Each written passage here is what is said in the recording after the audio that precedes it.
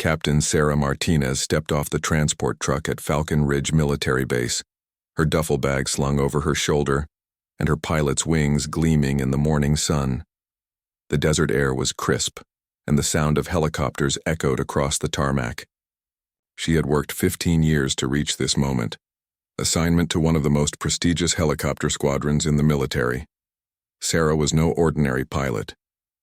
She had graduated top of her class from flight school, survived 3 tours in combat zones, and earned a reputation for handling the most challenging missions. Her record was spotless, her skills unmatched, and her determination unwavering. But none of that seemed to matter to the group of male pilots who watched her approach the squadron building with cold, unfriendly stares. The base had never had a female helicopter pilot before. For decades, it had been an exclusive brotherhood of men who believed flying combat helicopters was no job for women. They had their traditions, their unspoken rules, and their deep-seated belief that a woman would eventually crack under pressure and endanger everyone around her. Lieutenant Colonel James Morrison, the squadron commander, emerged from the building to greet her. His handshake was firm but brief, his smile polite but distant. "Welcome to Falcon Ridge, Captain Martinez," he said, his voice carrying a tone that suggested he was following orders rather than expressing genuine welcome. "Your reputation precedes you." As Sarah was shown to her quarters, she noticed the whispered conversations that stopped when she passed, the way conversations died when she entered rooms, and the subtle signs that she was not wanted here. Some of the pilots had already made up their minds about her before she had even touched a helicopter. They saw her assignment as political correctness gone too far, a dangerous experiment that would compromise their unit's effectiveness. Major Rick Thompson, a veteran pilot with 20 years of experience, was particularly vocal about his opposition. He had lost friends in helicopter crashes, and believed that flying these machines required not just skill, but a certain kind of masculine toughness that women simply did not possess. "She might look good on paper," he told his fellow pilots, in the mess hall that evening, "but when the real test comes, we'll see what she's really made of." The base buzzed with tension and anticipation. Everyone knew that Sarah would have to prove herself, not just as a competent pilot, but as someone who belonged in their elite world. The question was whether she would be given a fair chance to do so, or whether some would go to great lengths to ensure she failed. Sarah sensed the hostility but remained focused on her mission. She had faced discrimination before and had always responded the same way, by letting her performance speak for itself. She unpacked her belongings, studied the base's flight procedures, and prepared for her first training mission. She knew that every move she made would be scrutinized, every mistake magnified, and every success questioned.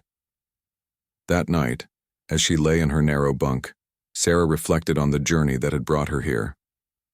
She thought about her father, who had taught her to fly small planes when she was 16, and her mother, who had encouraged her to pursue her dreams despite the obstacles. She thought about the drill instructors who had tried to break her spirit, the male cadets who had dismissed her abilities, and the commanding officers who had doubted her resolve. Tomorrow would bring her first flight evaluation, the beginning of what she knew would be the most challenging period of her career. She was ready for the test of her flying skills, but she had no idea that some of her fellow pilots were already planning to ensure she would fail in the most dangerous way possible. 3 days into her assignment, Sarah had already impressed some of the mechanics and ground crew with her knowledge of helicopter systems and her respectful treatment of everyone on base, regardless of rank. However, her presence continued to create division among the pilots. While a few were willing to give her a chance, others were growing more resentful by the day. Major Rick Thompson found himself leading an informal group of pilots who believed drastic action was necessary. They gathered in the old maintenance hangar after duty hours, speaking in hushed tones about their concerns. "She's making us all look bad," complained Captain Mike Stevens, a pilot who had recently been passed over for promotion. "The brass brought her here to prove a point, and they'll promote her over all of us just to make headlines." The group included some of the squadron's most experienced pilots, men who had served together for years and shared a bond forged in dangerous missions. They convinced themselves they were protecting the integrity of their unit and the safety of future missions. In their minds, they were not plotting against Sarah personally. but defending their profession against what they saw as a dangerous social experiment. Thompson had a plan that he believed would expose Sarah's limitations without causing serious harm. "All we need to do is give her a helicopter with some minor mechanical issues," he suggested. "Nothing dangerous, just enough problems to rattle her confidence and show everyone that she can't handle pressure like we can." The plan began to take shape during these secret meetings. They would wait for Sarah's first major flight evaluation, then ensure she was assigned a helicopter that had been subtly tampered with. They would create multiple small problems that would compound during flight. Nothing that would cause a crash, they told themselves, but enough to create a challenging situation that would test her skills beyond normal parameters. Sergeant Tony Vasquez, the head mechanic, was reluctantly drawn into their scheme. Thompson convinced him that they were simply conducting an unofficial stress test to ensure Sarah could handle emergency situations. Vasquez had his own doubts about having a woman in the squadron, and he agreed to make subtle adjustments to one of the helicopters that would create controllability issues during flight. The modifications were carefully planned. They would adjust the tail rotor control system to create subtle vibrations and reduce responsiveness. They would introduce minor hydraulic pressure fluctuations that would make the controls feel unstable. They would program the navigation system to provide intermittent false readings. Each problem alone would be manageable for an experienced pilot, but combined, they would create a challenging flight scenario. As the days passed, other members of the squadron began to sense that something was happening, though they were not sure what. Chief Warrant Officer Maria Santos, one of the few women on base and an experienced aircraft technician, noticed unusual activity around certain helicopters during off-duty hours. She observed pilots and mechanics working together in ways that seemed secretive and purposeful. Sarah remained focused on her training, unaware of the plot developing around her. She studied flight manuals, practiced emergency procedures, and built relationships with those who were willing to accept her presence. She had excellent conversations with some of the younger pilots who were more open-minded about women in combat roles. During her third week on base, Sarah received notice that her major flight evaluation had been scheduled for the following Monday. This would be the comprehensive test that would determine her fitness for full squadron membership. The evaluation would include basic flight maneuvers, emergency procedures, navigation challenges, and a simulated combat scenario. Thompson and his conspirators saw this as their opportunity. They arranged for Sarah to be assigned helicopter tail number 447, the aircraft they had been secretly modifying. The plan was set in motion, and they waited with a mixture of anticipation and guilt for Monday morning to arrive. None of them fully considered what might happen if their sabotage created more serious problems than they intended. They had convinced themselves they were in complete control of the situation, but they were about to learn that tampering with complex aircraft systems could have unpredictable and potentially catastrophic consequences. Sunday night, as Sarah prepared for her evaluation, she felt confident and ready. She had no reason to suspect that some of her fellow pilots had spent weeks planning to undermine her success in the most dangerous way possible. Monday morning arrived with clear skies and light winds, perfect conditions for flight evaluation. Sarah woke early, completed her usual pre-flight routine of physical exercise and mental preparation, and arrived at the squadron building 30 minutes before her scheduled briefing. She had learned long ago that punctuality and preparation were her best allies in proving herself worthy of respect. Lieutenant Colonel Morrison conducted the briefing in the main conference room, with several other pilots and instructors present to observe. The evaluation would consist of 4 phases: basic flight maneuvers to demonstrate aircraft control, emergency procedure simulations, precision navigation through a predetermined course, and a final combat scenario simulation. The entire flight was expected to last approximately 2 hours. "You'll be flying helicopter 447, Morrison announced, pointing to the assignment board. "It's one of our newer birds recently returned from a complete maintenance overhaul." Sarah nodded, feeling confident about flying a well-maintained aircraft. She had no way of knowing that the maintenance overhaul had included unauthorized modifications designed to make her flight as difficult as possible. In the hangar, Sarah conducted her standard pre-flight inspection with meticulous care. She checked the exterior of the helicopter, examined the rotor systems, verified fluid levels, and tested control surface movement. Everything appeared normal. The sabotage had been carried out by experts who knew exactly how to hide their modifications from routine inspection. Sergeant Vasquez watched nervously as Sarah completed her inspection. He had begun to have second thoughts about the plan, especially as he observed her professional and thorough approach to aircraft safety. She was clearly not the careless or incompetent pilot that Thompson's group had portrayed her as, but it was too late to reverse what had been done without exposing the entire conspiracy. Major Thompson and Captain Stevens positioned themselves in the control tower where they could observe the flight and communicate with Morrison about Sarah's performance. They expected to see her struggle with the mechanical problems they had created, perhaps become flustered or make poor decisions under pressure.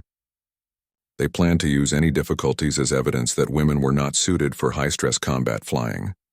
At exactly Aero 900 hours, Sarah strapped herself into the pilot's seat and began her pre-flight checklist. The helicopter's systems appeared to respond normally as she tested each control and verified instrument readings.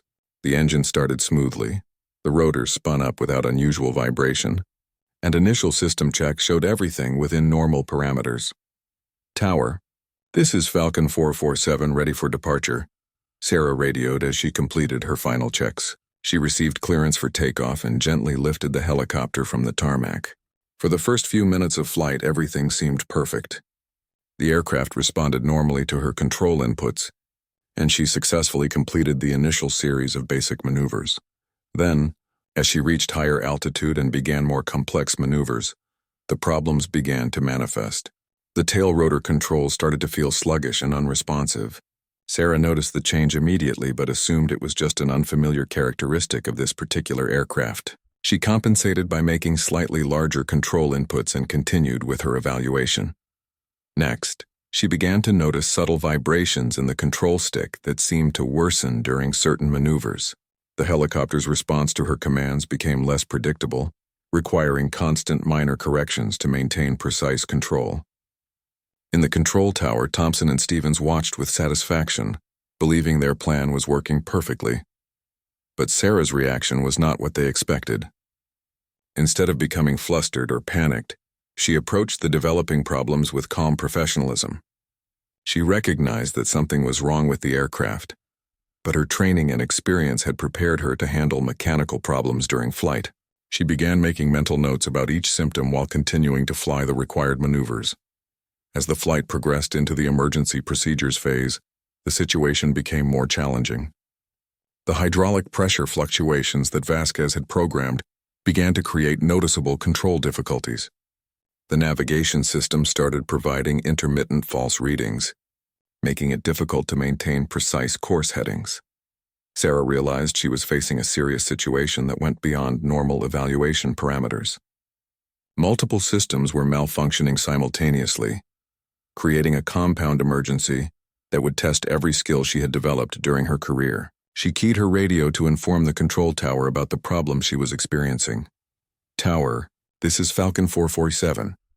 I'm experiencing multiple system anomalies including tail rotor control issues, hydraulic pressure fluctuations, and navigation system irregularities. Request permission to return to base. The response from Morrison was immediate and decisive. Falcon 447, you are cleared for immediate return to base. Emergency crews are standing by. The evaluation had suddenly become a real emergency, and Sarah was about to face the most challenging flight of her career.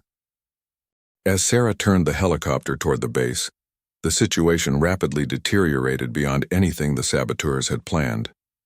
The multiple small problems they had created began interacting with each other in unexpected ways, creating a cascade of failures that threatened to overwhelm the aircraft's systems entirely. The tail rotor control issues that had started as minor sluggishness suddenly became severe oscillations. The helicopter began to yaw unpredictably, making it difficult to maintain heading. Sarah fought the controls, using every technique she had learned to keep the aircraft stable. She could hear the stress in the engine noise and feel the airframe vibrating in ways that indicated serious mechanical problems. In the control tower, Thompson and Stevens watched in growing alarm as they realized their sabotage had created a genuine emergency. What they had intended as a manageable challenge was turning into a potential disaster. The helicopter was clearly in serious trouble, far beyond what they had planned to create. Jesus, what's happening out there? Stevens muttered, his voice tight with fear. They had expected Sarah to struggle with minor control problems, not fight for her life against multiple system failures. The reality of what they had done was beginning to sink in, and both men felt the cold grip of terror as they considered the possible consequences of their actions. Morrison was barking orders into his radio, coordinating emergency response procedures.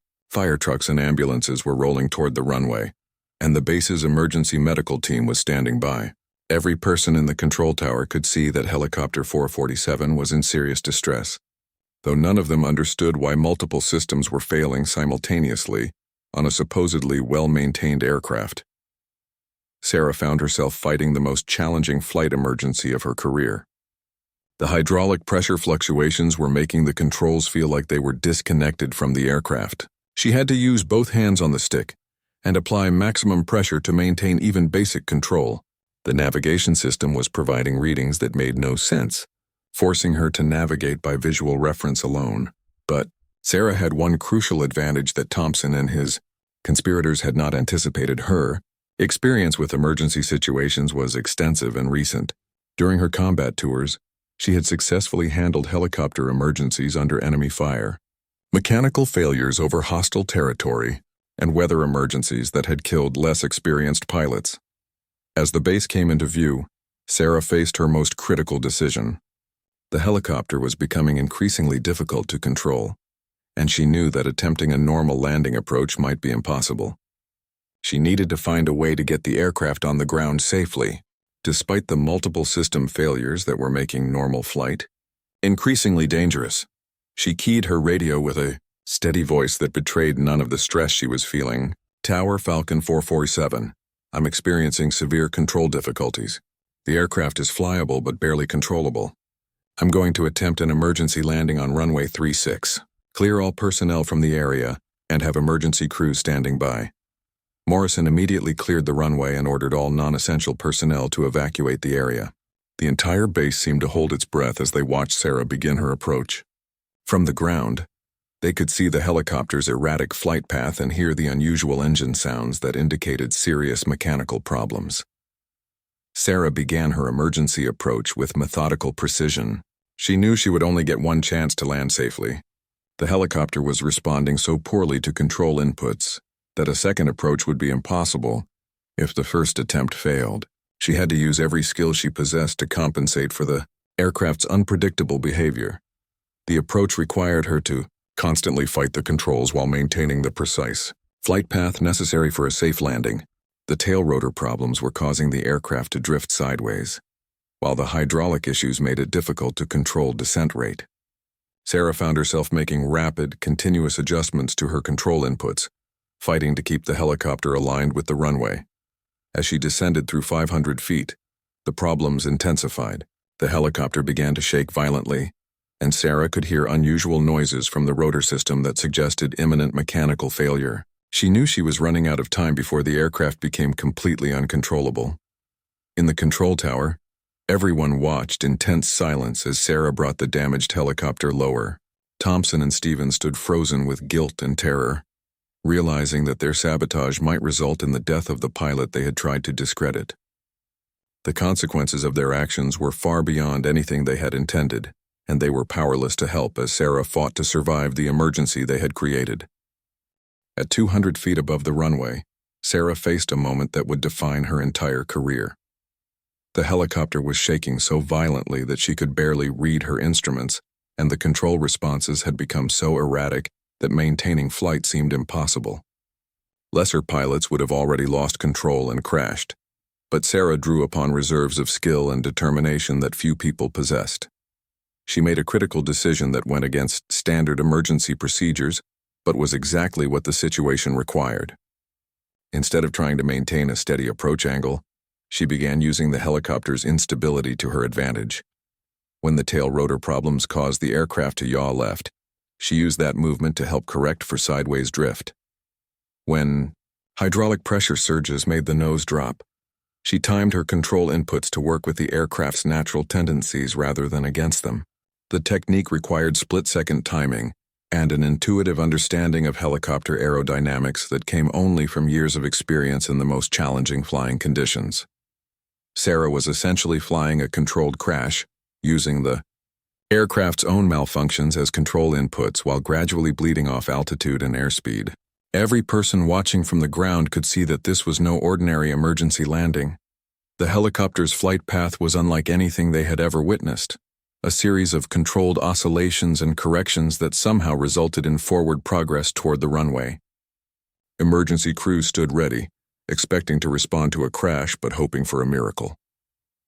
At 100 feet, the navigation system failures created a new crisis. The altitude readings became completely unreliable just when Sarah needed them most. She was forced to judge her height above the runway purely by visual reference, a nearly impossible task given the violent shaking of the aircraft. One miscalculation would result in either striking the ground too hard or stalling the helicopter and falling from altitude. Sarah's years of combat experience became crucial in this moment. She had learned to fly helicopters in situations where instruments were unreliable and visual cues were limited. Her ability to judge distance and altitude by visual reference alone was far superior to that of pilots who had only trained in controlled environments. As she descended through 50 feet, the helicopter's problems reached their peak intensity. The tail rotor was barely providing any directional control. The hydraulic systems were cycling between high and low pressure unpredictably, and vibrations from the main rotor system suggested that mechanical failure was imminent. Sarah knew she had perhaps 30 seconds before the aircraft became completely uncontrollable. She made her final approach using a technique she had never taught in flight school, but had developed during emergency situations in combat zones. Instead of trying to maintain steady control, she worked with the helicopter's oscillations, timing her control inputs to coincide with the aircraft's natural movements. The result was a landing approach that looked chaotic from the outside, but was actually precisely controlled. At 20 feet above the runway, Sarah encountered her final challenge. The hydraulic pressure dropped to almost zero, making the controls feel completely disconnected from the aircraft. For a terrifying moment, the helicopter seemed to hang in the air without responding to any control input. Sarah realized she was about to experience complete control failure with the aircraft still 20 feet above the ground. In that critical moment, Sarah made a decision that demonstrated both her courage and her understanding of helicopter aerodynamics. Instead of trying to arrest her descent, she actually increased power slightly and used the helicopter's forward momentum to carry it over the runway threshold. She was essentially performing a controlled auto-rotation from very low altitude, using the helicopter's own energy to cushion the landing. The helicopter touched down hard but remained upright.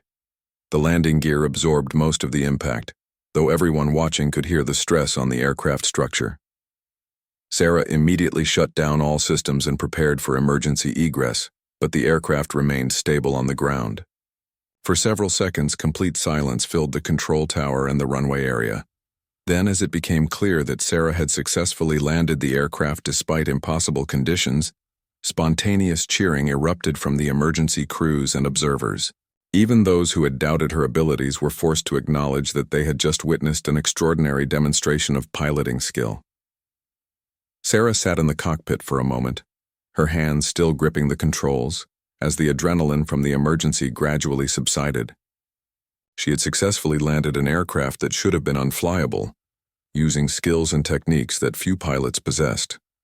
She had no idea that her achievement was even more remarkable, because she had overcome deliberate sabotage designed to make her fail. As emergency crews surrounded Helicopter 447, Sarah climbed out of the cockpit with steady legs and a calm expression that amazed everyone present. She had just survived what should have been an impossible situation, yet she showed no signs of panic or distress. Her first action was to begin documenting the mechanical problems she had experienced, knowing that a thorough investigation would be essential to prevent similar emergencies in the future. Lieutenant Colonel Morrison rushed to the aircraft, his face showing a mixture of relief and bewilderment.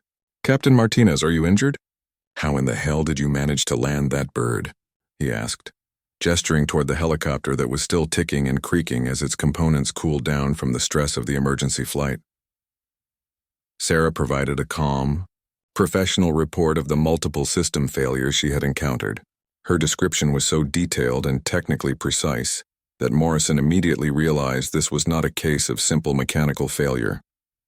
The simultaneous malfunction of multiple, unrelated systems suggested either an extraordinary coincidence or deliberate interference. Chief Warrant Officer Santos approached the aircraft and began her own preliminary examination. As the base's senior aircraft technician, she had investigated dozens of helicopter malfunctions, but she had never seen anything like the combination of problems that Sarah described. Her initial inspection revealed anomalies that immediately raised her suspicions. "Sir," Santos reported to Morrison, "these systems don't fail simultaneously without a cause. The tail rotor adjustments, hydraulic modifications, and navigation programming changes all show signs of recent manual alteration. This aircraft has been deliberately tampered with." The words hit Morrison like a physical blow. The possibility that someone had sabotaged a military aircraft was almost unthinkable, but the evidence was becoming undeniable. He immediately ordered a complete investigation and confined all personnel who had access to the aircraft until the situation could be resolved. Meanwhile, Major Thompson and Captain Stevens stood in the control tower, watching the investigation unfold with growing dread. They had initially felt relief that Sarah had survived the landing, but now they realized that their sabotage would be discovered. The sophisticated nature of the modifications made it clear that the tampering had been done by experts with intimate knowledge of helicopter systems. Sergeant Vasquez was the first to break under questioning.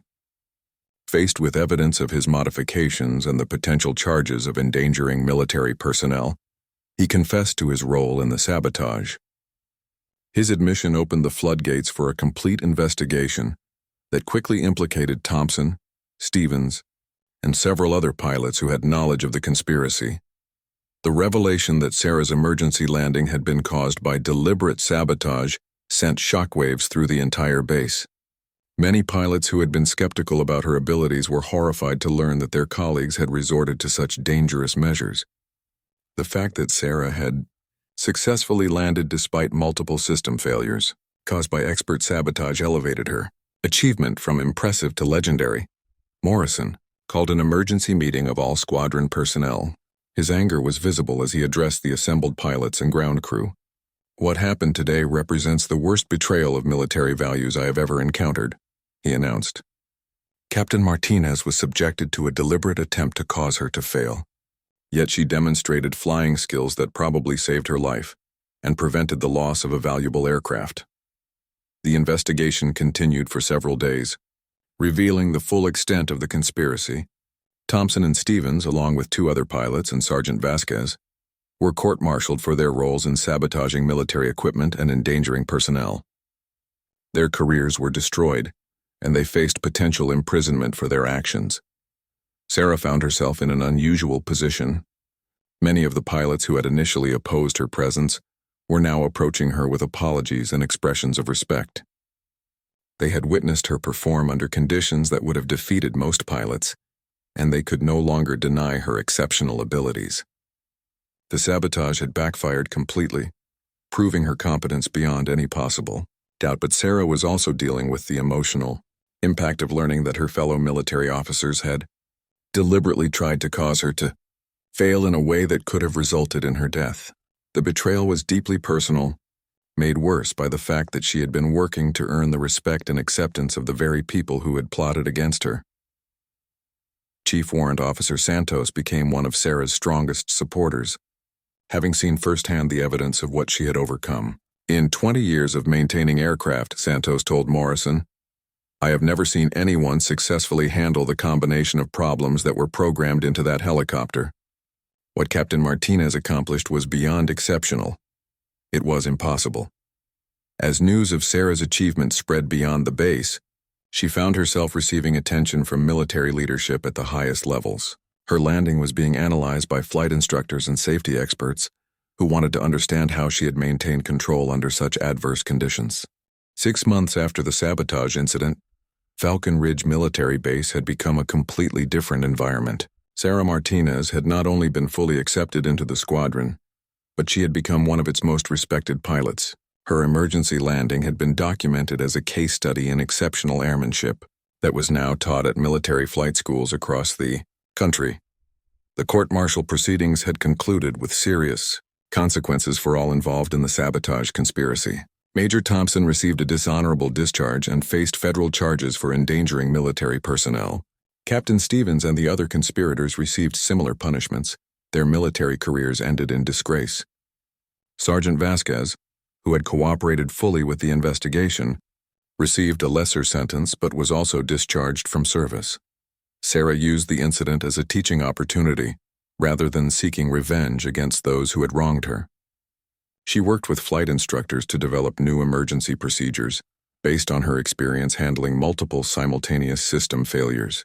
Her techniques for maintaining aircraft control under extreme conditions were incorporated into advanced pilot training programs. Lieutenant Colonel Morrison, who had initially harbored his own doubts about women in combat aviation, became one of Sarah's strongest advocates. The investigation had revealed the depth of the conspiracy against her, and he was appalled by the behavior of pilots under his command. He recommended Sarah for promotion and assignment to increasingly challenging positions within the military aviation community. The younger pilots at the base, who had been more open-minded about women in aviation from the beginning, found themselves learning from Sarah's experience and expertise. She became an informal mentor to new pilots, teaching them not only technical skills but also the importance of supporting fellow aviators regardless of gender or background. Chief Warrant Officer Santos and Sarah developed a strong professional relationship that led to improvements in aircraft maintenance and safety procedures. Their collaboration resulted in new inspection protocols designed to detect tampering or sabotage, ensuring that no future pilot would face the dangers that Sarah had encountered.